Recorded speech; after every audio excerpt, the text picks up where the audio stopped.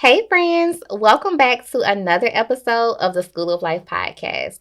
As always, I am excited about today's episode because we are talking about something I care a lot about, and that is real estate investing, which you probably knew from the title of the episode. In today's show, I want to talk about my real estate journey over the last 3 years and the truth about investing as a degular 9 to 5er. Like, there's no trust fund, there's not a whole bunch of money in the bank. I'm a regular person who decided to take a chance on myself, and I want to set the stage for what that really looks like. I also want to debunk the social media gurus, and I say that very loosely because they're not teaching a whole bunch of anything. If anything, they are sharing misinformation. And so I want to really share knowledge, resources, and tools that will help everyday people just like me get into the real estate investing space. I also want to share some hard lessons and truths that I've learned over the last 3 years. Because people aren't talking about the ugly. We see the closing signs, we see the deals closed, we see all of the glamorous things, but there's so much that goes on behind the scenes that we don't see. And so I really want to lay out what those hard lessons look like. And lastly, I have to say, I do not proclaim to know it all. This is not professional real estate advice. Well, it kind of is, but I am not an agent. I'm not a broker. I am, again, a regular person taking a chance on myself, investing in real estate, sharing my experience. So this is not legal advice. Do not go do something crazy and then try to sue me. Okay, gotta say that. Anyways, before I get into the real estate teas, y'all know the drill. Grab your note taking tools because School of Life is now in session. I gotta pay these student loans. That's a Delta. The score doing the most. That's a Delta. Moving out of mom's house. That's a Delta. But it's all gonna work out. That's a Delta. I need a legal side hustle. That's a Delta. Cause these bills got me in trouble. That's a Delta. Journey's course is never planned. That's a Delta. So just leave it in God's hands. Cause that's the Delta.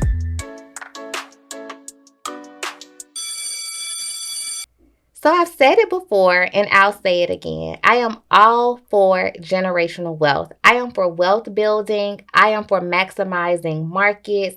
I am for capital flow to everyday people. And shout out to my job. I've learned, a lot of the lingo there, capital flow. But I am for that for people who look like me, who come from a background that I come from. But I want the record to show I am not for the BS. I am not for the bare minimum information that is shared across Instagram, Twitter, or X, TikTok, Facebook, all the platforms.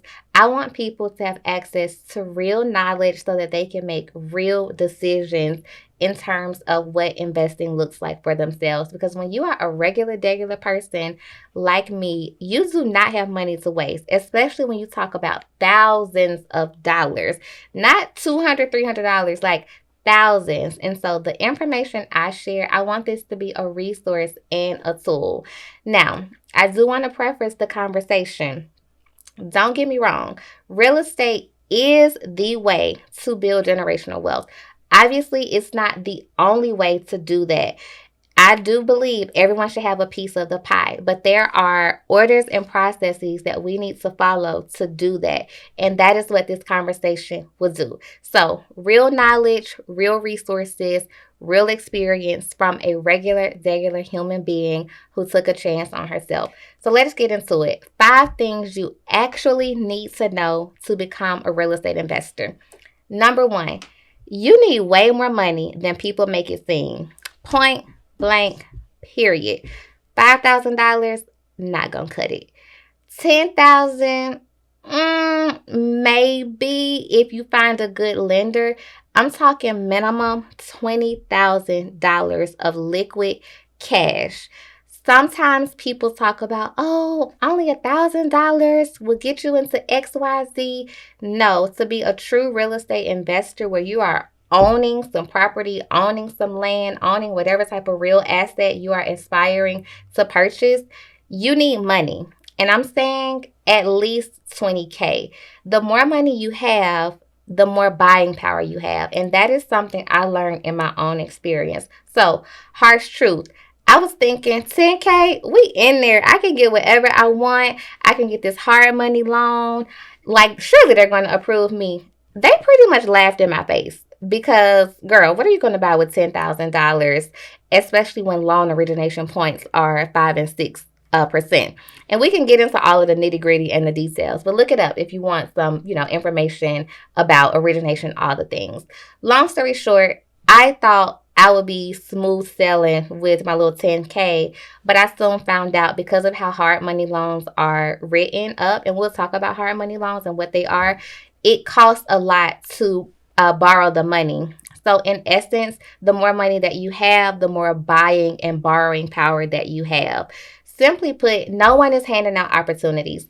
If they say they are, it's a lie. If it sounds too good to be true, it's a lie. Whatever you're reading about, if it's not minimum $20,000, run. And I want to preface that 20,000 to own something. Now there are some opportunities to do group investing, joint ventures. Those things are legit and you should do your own due diligence and research. But if you're talking about buying a real asset, 20K minimum. The second thing you need a team. I don't care how independent you are, how got it going on, Mr. I'ma fix it myself, the couple that does it all. Absolutely not. That is not going to work. And I hate to bust your bubble. You can do all things, just not all things in real estate by yourself. There are 4 key players that you need on your team. That's going to be your realtor, who helps you actually find properties, your broker, who helps you find proper lenders and brokers and negotiates on your behalf, your actual lender, who's going to give you the money to buy the real asset, and your contractor if you are flipping a home. And we'll talk about the fix and flip strategy. Some people are very handy, especially the guys out there, and they can go in and fix things themselves, but you always want to have a licensed contractor double check any work that's being done, because your loan terms, loan being LOAN, may be contingent on the contractor being licensed and all the things. So you have to have a team. It's important to vet people, to interview them, to get to know them, to know their experience. Hard lesson here. We worked with a realtor that was fairly new to the industry. And, they weren't my favorite, I'll just say. And shout out to them. They were professional in all the things, but new agents are really wanting to get the sale. They want their first sale. They want to close the deal versus someone who's been doing this 20, 25, 30 years, who knows the hot spots. They're going to know the language to use, the lenders to use. Like, they have their own network. And so we opted for a more seasoned realtor because we needed someone who would fight on our behalf. We didn't want to be new and have a new realtor. We both the blind leading the blind in that case. And so having your standards and your boundaries set around what criteria you want your team to have is really important. So you need a team. Don't think you can do it on your own. Realtor, broker, lender, contractor. Find them, secure them. They won't let you down. Well, they may, but it's up to you to do your vetting and your due diligence. The third thing you need, and this is one of the most important, I will say. Hear me out. The most important. You need some more knowledge. And this is where it gets real. I don't want to insult anyone's intelligence. I'm a smart person. Y'all know I have 2 degrees, proud of it. Went to school my whole life, learned a lot, life experiences. I feel that I know a lot of things, but even in real estate, well, not even, but with real estate, there's so much I did not know. And even the things I learned, there was still so much to that. And so there's continuous learning that I don't think people are talking about. Everyone's rushing to the closing table, rushing to get the check, rushing to hold up the sign, sold by XYZ, rushing to take the pictures and post it on social media. How about we rush to the library? Let's rush to Google and learn a little bit more before we end up in a jam. Another hard truth, there was some knowledge I didn't seek, and I rushed into something and it cost me $5,000. I'm still recovering and in therapy for that 5,000 because that's not little money. But because of my rush, that's on me. And so to help people not make those same mistakes, I'm a really, really, really big advocate for getting more knowledge. You really want to know what you're talking about. And I'm not saying you have to know everything about every topic, but you want to have a really good and clear understanding of what's what and what isn't. Know the terms, know the lingo, know the players in the deals. There's so much I have learned just in the last, I'll say 3 months that I didn't know about buying a property versus when our strategy was fixing and flipping. There's just so much knowledge to gain. And so, really challenge yourself to sit down and learn more, take in more information.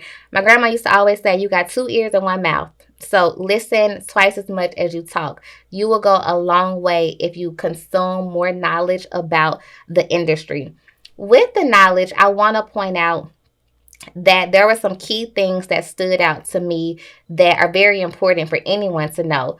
One of those is understanding how down payments and closing costs work. You always hear people say, oh, you only need 3.5% down, your seller can pay your closing costs, blah, blah, blah, blah, blah, all of those things. With real estate investing, it's not always so cut and dry. Down payments and closing costs, first of all, are two separate things, and they both can be 3 to 5%. So technically, 6 to 10% of the purchase price is what you're going to have to bring to the table. And when you are an investor and you are getting a loan for your investment property, that may be even more. And so sometimes you're looking at 15 to 20%, which is why at the beginning of the show I said you need the 20K, and that just depends on the purchase price. So again, having a good understanding, down payments, closing costs, attorney fees, like all of that, I recently learned about. I had heard about it, but really seeing a disclosure sheet where it was like 30 things that we're paying for, that was a lesson. That was a real lesson that I learned. Another thing that we learned, understanding how interest affects your loan payments. And so, obviously, if you take out a loan for an investment property, they're going to charge you interest. You really want to be clear about how that carries into your monthly payments, where you're paying interest, all the things. So, again, get more knowledge about what you're aiming to do. Know what type of loan you want to have. Just last year, I learned what a DSCR loan is. That's a debt service coverage ratio loan. I learned about hard money loans. Well, I knew about them, but I learned even more about how hard money loans work. And then obviously you have your FHA loans that are backed by the government, and you have your conventional loans. In terms of real estate investing, you're going to primarily be using a hard money loan or a DSCR loan. And I'll share some links in the show notes about both types of loans. Long story short, though, DSCR loans help you buy property to rent out. The property needs to already be rent ready. They use the potential rental income to qualify you for the loan. This loan, you can buy with your business name. You do not have to put it in your personal name, but you will have to personal guarantee. Hard money loans, on the other hand, are used primarily for fix and flip properties. So you find a distressed property, a lender gives you the money to purchase the property and to finance the rehab. You do the rehab, when your contractor does the rehab, and then you put the house back on the market to sell. You pay the lender back, you make a profit. Again, there's so many types of loans out there. This is another one of those things you want to educate yourself on so that you know what you're talking about and so that you don't get taken advantage of. And then one of the last things that was really key is understanding PMI, mortgage insurance, your homeowner's insurance, and how all of that affects what your loan payments will be. There's an option to use FHA money to buy an investment property. And so there's obviously PMI that's attached to FHA loans. You always have to have homeowners insurance. Like all of those things matter when you talk about buying real assets, aka real estate property. So again, educate yourself, get in the library, get off TikTok, get you a mentor, network with people who are actually doing this and who will teach you about what this industry takes. The fourth thing that you need to really get into real estate investing is a clear strategy. You may be thinking, girl, what is a strategy? You're always talking about a strategy. Tell me what it is. There are 4 types of real estate investing strategies that I want to share that you should do more research on. The first one is short term rentals. That's your Airbnb, your VRBO, your Vacasa. You want to know, am I going to do short term rentals or not? If you're not, maybe you're going to do long term rentals. And this is more of your traditional renting where you may buy a home and then put a renter in it and they're paying you as their landlord their monthly rent. You're using that to pay the mortgage and then maybe there's a profit. You also have fix and flip, which I just talked about. And then you have what's called buy and hold, which is similar to a long-term rental or long-term tenant, being in the home, but you buy a distressed property for future resale. So instead of flipping the house, you're going to buy it, fix it up, and you're going to hold on to it, possibly putting a renter in it or making it a short-term rental home, vacation property, whatever the case. And then because you know that the market is going to do what the market does, you sell it at a later date. So again, get clear on what you're even doing and don't try to do everything at one time. That was a mistake that I made early on, just trying to honestly get to the money. I was trying to be like everybody else. Where's the closing table? Where's my check? I want the money in the bank account. But I needed to really sit down to say, okay, based on market trends, where I live, the places I'm looking to invest, what makes the most sense? And that goes back to knowing some knowledge. Having some knowledge, I could then use that knowledge to inform the strategy that makes the most sense. Having a clear strategy helps you save time, money, and headaches. I kid you not, I wasted many headaches, time, and money because initially the strategy was a little blurry. I was wanting to get to the money. Also, I want to encourage you, one strategy at a time. You can do them all, just not at the same time. That doesn't make any sense.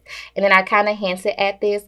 Get clear on how market trends affect different strategies. And so, very transparently, we started out headstrong about flipping homes because we knew that if we sold a home that we rehabbed, we could get a check for 10, 20, 30, 40, $50,000 and up.